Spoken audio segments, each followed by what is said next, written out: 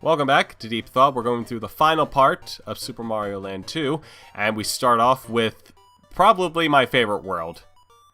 Mario's Zone is interesting in certain ways. I'm not sure what I think of it on the whole. I'm also not sure why you stood there for so long, but yeah. I don't know. Yeah, it's probably me being nostalgia fag, like you said. But I just really love like the childish kind of theme that this world is going for, and just it's just like really kind of unique and just kind of really fun to go through, really creative as well. Well, it feels like a toy level, and I think they had that, was it Toy Time Galaxy in Galaxy 1? Yeah. It's got a similar kind of feel to it as that. And toy levels as a level trope, not my favourite, gotta be honest. I don't know, I like probably the opposite of you. I just find the whole childlike wonder thing to be kind of cringeworthy, honestly. So like, I prefer, more like worldly things rather than just, oh look, there's toys everywhere. But still. Well, for me, usually it's because it's like really colorful, and I'm going to be a child for the rest of my life. So anything with like a multitude of colors, I'm going to find very, very attractive. But unfortunately, this game doesn't have those colors. But the design itself kind of just like makes me automatically love this thing. So yeah. One thing I have to point out, and I apologise if I'm lowering the mood here, but you notice how this level has loads of balls everywhere? Did you see where we went into in that little hub world to get to this level? Oh, god damn it. Playthrough ruined, but still I had to point out that there are indeed balls in Mario's underwear. There are indeed balls in Mario's trousers. I mean, yeah. Yeah. Yeah, I've killed it, haven't I? You ruined everything, Flame. Good job. I know. But as it plays like as a level, I'm not too keen on these parts where it's like you got to jump up and hope you get the thing you want there, because I think they're off the screen at the point where you got to jump down from. But yeah, this level it's okay. That's kind of my thing. Like there are some interesting level designs here. I'm just not too sold on it on the whole. I mean, I did kill that teddy bear back there though, so I mean, did you enjoy that? Yeah, that was fun. Okay, cool. Best level ever. Not quite that far. Now we go straight up to his tongue. I should probably not say anything, should I?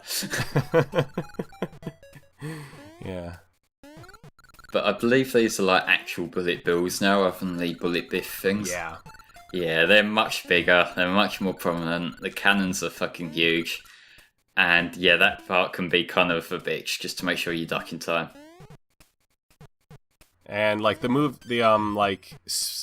changes in speed with the platform, I'm not too big a fan of that, especially if you're not like paying attention, and it like right here it just changes speed automatically, so you can just run into the spikes. Well, the easy solution to that even is to pay attention. Well, I said if you weren't paying attention. Yeah. Also, something to note of this level, there's no secrets at all. No secret levels. Alright, so it's just a to B kind of dealio. Yeah, pretty much. Even though the space world, I think, is still shorter. I could probably be wrong, but, yeah. How many lives have you got now? Enough so that I can lose them all in this final level. Now, this here, you might see this and think, this is a Lego level. When in actuality, what this was based on was Nintendo had their own very short-lived series of building blocks, which were a complete rip-off of Lego. That I believe they were called N&B blocks or something like that. And yeah, one of the marketing campaigns for that involved them comparing those blocks to Lego and pointing out how much smoother design they are, and Lego didn't really like that, and I believe they actually intervened and took legal action against them for it. Yeah, I had that factoid written down in my notes, and I was going to present it with pride, and then here you are, just saying it yourself. I know things. Yeah. 3 little pigs. Oh, yeah. And this is where the fire flower becomes incredibly useful, because they all just die. Like, fire is like their weakness or something, and just spamming the fire just, like, leads to that. That's not even fair. That wasn't even a fight, was it? It's so funny. And it's certainly a lot more useful and quicker than just, like, waiting to jump on them, because they move around really fast. Yeah. So anyway, in the last part, we promised we would talk about these coins here. Ethan, do you want to talk us through how these coins actually fit into the plot? Yeah, so, Mario lives in this world, surprisingly. And while he was away in Super Mario Land, this game's villain, who, spoiler alert, is Wario, went and stole all 6 golden coins and had them spread out throughout various parts of this land. And so now, like, Mario's back from Sarasaland, or whatever it is, like, he saved Princess Daisy, but now Wario's taken over his home, and so now he has to just get all 6 golden coins, and then hopefully it will be restored. But actually, you have to get, like, the 6 golden coins in order to get access to the final castle, or final boss level, I should say. So yeah, pretty much the gist of the golden coins. Okay, so plot hole you need to clear up for me. Mario is a plumber. How does he afford a castle? I don't know. Maybe he did some of Daisy's plumbing on the way back and got really rich. Is that a euphemism? I'm not going to confirm that. Okay. I think we've seen Mario do actual plumbing once in the series, like in the canon series at least. In 3D World, you see him and Luigi quickly fix one of the wall pipes, and that's about it. 3D World? Yeah, you know, the Wii U game. Yeah. I mean, I know what you were talking about, but I couldn't remember that. I mean, that's probably not a good sign for that game, but whatever. 3D World was okay. Like, I never got around to finishing it. Pro tip: don't lend someone your game then fall out of them. It's not a good idea. But yeah, like, I remember having some fun with that, but I never got around to beating it, and I didn't really have the drive to beat it at the time, so it was another one of them, it's alright. And I think part of that was because good job there, Ethan. But, yeah. I mentioned this in the first part, I had to do this. You wanted to get through that, fair one. Yeah, the only way to access a secret level is to be Mini Mario, and, like, I was already with the bunny power... No, was the flower power-up, I think? I can't remember. I was with a power-up of some sort, so I couldn't get in there. And I tried kind of, like, sliding through, like you do with some of the Mario games, because, like, if you try to, like, slide under there while you're big, it'll probably just, like, automatically transfer you to the other side. Yeah. But it was only, like, pushing me back out, so I had no choice. I get you. But yeah, onto my little tangent about 3D World. I think part of the reason why that's not quite as memorable to me is that I quite liked 3D Land, and it was basically another one of them it's that again deals. Yeah, I like Land and World, but those are like examples of like Mario games that they're not pushing the envelope, they're just there, to be honest. Like, as fun as they are, they're just not really anything that memorable or something that you're probably not going to remember in like 5 to 10 years. Well, in terms of theming, I agree, because they had like the same art style as the new games and just general same story and everything. But I will give 3D Land some credit in that was relatively new of an idea at the time, because they were basically combining traditional 2D Mario gameplay but adding like the other dimension to it, because this wasn't like the sort of Galaxy kind of 3D Mario game. It was like a 3D game based on the classics. Yeah. And again, I'm not saying like they're not bad games or anything, but like I am certainly interested to see like what future Mario games are going to do, if they're going in the direction that Odyssey is going. What they need to do is like Odyssey could be interesting, but I know Nintendo, and I know that if Odyssey does well, then we'll end up having 4 or 5 games that are identical to Odyssey over the next few years. Because that's Nintendo. They can't just like let an idea breathe and then go on to something else. They have to just like completely rehash it and completely, burn it in. Yeah, I guess they're very firm believers in the phrase, if it ain't broke, don't fix it. Which doesn't always apply in creative works. There's a key in the name, creative. Yeah, I wanted to mention this ever since the beginning of this particular world. You enter it by being eaten by a turtle, but you go underwater, like beneath where the turtle is. So, I don't know about you, but I believe this game has some sort of scat fetish. Well, you could go that way, or when we, have that section where you're inside a whale. I mean, yeah, there's that too, but I'm just saying. Let's recap from this game. We've had tentacles, bunny ears, getting digested by a turtle, whale vor. Even. Yeah. Yeah, I know where this is going. Yeah, so now here we are in the fucking gross inside the whale thing. We are seeing all the lovely parts of the whale's body. I seem to recall Sonic Rush Adventure having a part where you go inside a whale at some point. I can't remember, it's been years since I played that, but there's something, I swear I remember going inside an animal in that game. Yeah. This one has like a lot of uvulas, and I don't care like how large of a mammal or animal you are. I think you only have like one, regardless. Yeah, I would love to see just a zoomed out look at this whale's biology. Well, I mean, you could probably easily find one on the internet, but possibly, yeah. Yeah, and here we have the last boss before we go to Wario, and yeah, make short work of him. Yeah, super piss easy with the fire flower, because bouncing on him is not very easy when you're underwater, since you're slower when you move underwater. Yeah, the underwater control, it did take me a little while to get used to in this game. Underwater controls in Mario are never great to start with, but I don't know, something just felt much slower underwater than usual here.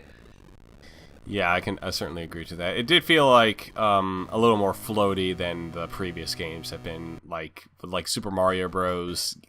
God, you just sink straight to the bottom in an instant. Yeah. Yeah, and one more thing before we go to the final world. This game, it has a little kind of casino thing where you play a little slot game. And you have a chance to win up to 99 lives, which I do. And this is a part where I did save scum, because I wanted to get that. Why do you need 99 fucking lives? I wanted to show this off in some way, so I figured that was the best way to do it. And all of our coins are gone. I mean, not that it matters, but yep. Them coins for the gaming useful for something, right? Yeah. I don't know if you saw it, but you kind of saw Wario kind of running in the background of the windows. I thought it was a nice touch. Now, admittedly, they do ramp up the difficulty a little bit in the castle levels, which, as you would expect and hope, given we're on the tail end of the game now. Yeah. When I played this on the original Game Boy, I could not get past this final level without switching to the easy difficulty, which you can do at the very beginning of the game. I don't remember which button you hold down to do it, but it I think it lessens the amount of enemies on screen, or the amount of obstacles as well. But yeah, it's pretty difficult. But now that I'm more matured and know what I'm expecting, in this room, for example, if at that very beginning, if you hit one of the platforms, a giant fist will just start coming out from the ground. Probably a callback from Super Mario Land, but yeah.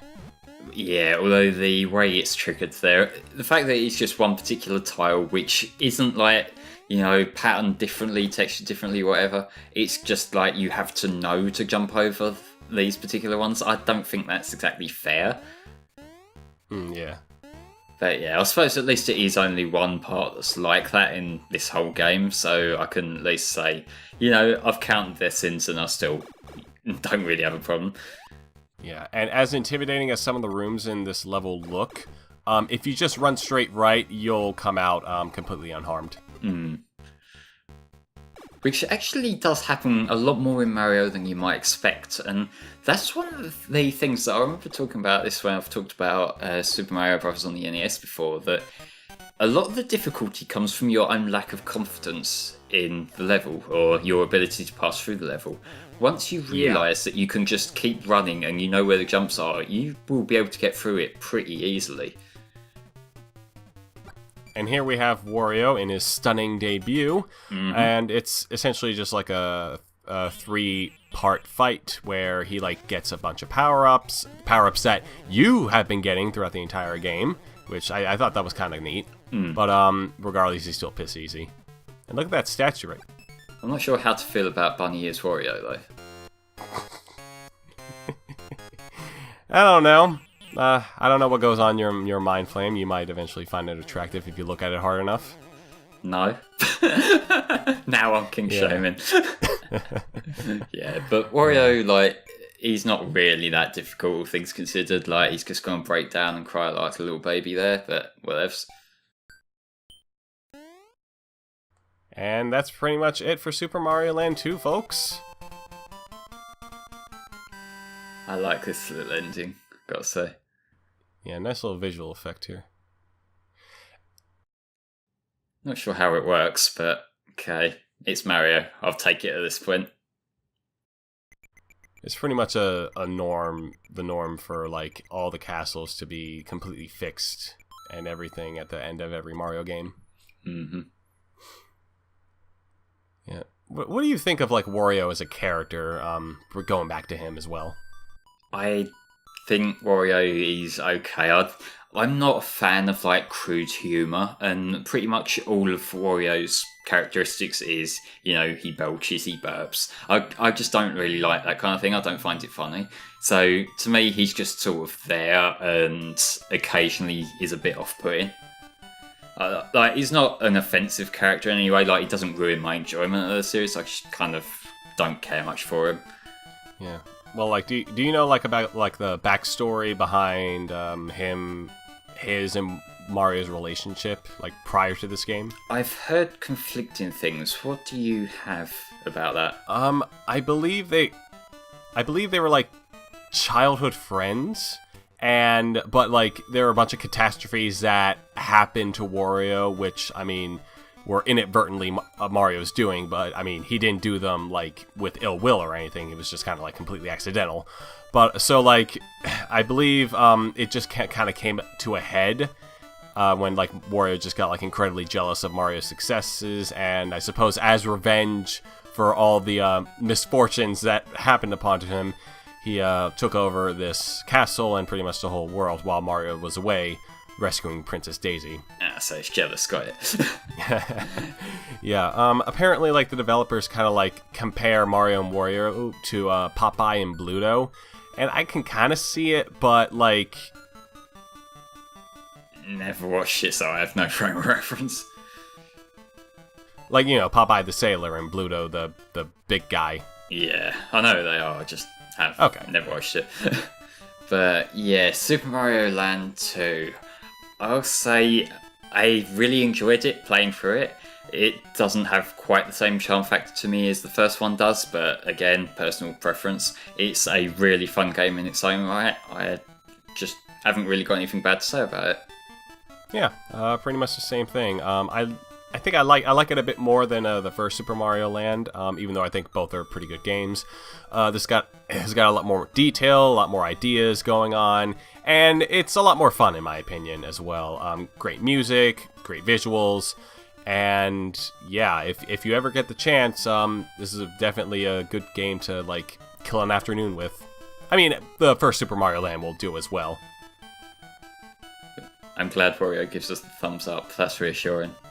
Yeah, you see, he was not the villain this entire time. Fuck you, Mario. Yeah, this is just like a little addendum kind of showing off, like, I got all 31 levels because that's all the levels that are in this game. And you can also clear the save files by turning Mario into a bomb. Okay. That's kind of fucked up, but yeah, I'll buy it. Yeah, anyway, thank you for watching, folks, and we'll see you on the next Deep Thought playthrough. Bye-bye for now.